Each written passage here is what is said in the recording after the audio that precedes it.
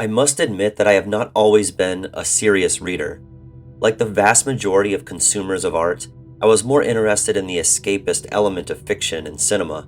I would read a book or watch a film as a way to escape into another world for a couple hours.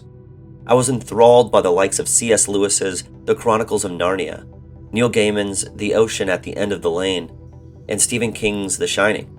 And I continued along this trajectory until my best friend in college recommended that I read The Stranger by Albert Camus.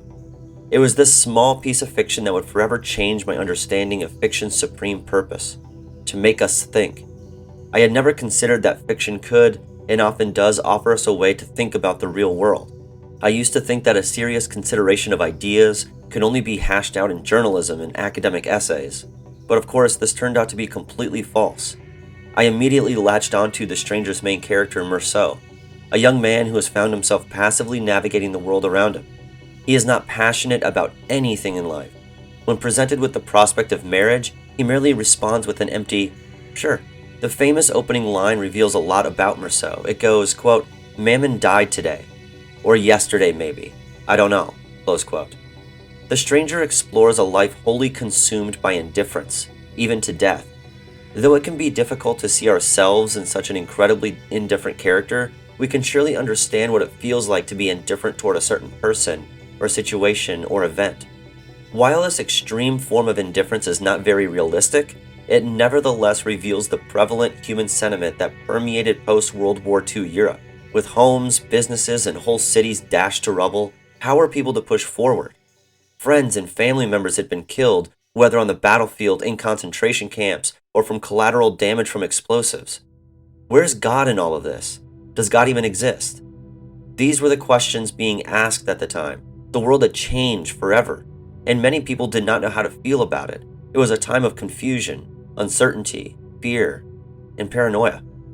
Though The Stranger is still one of my favorite novels, it was just the beginning of my journey into the realm of what I refer to as philosophical fiction.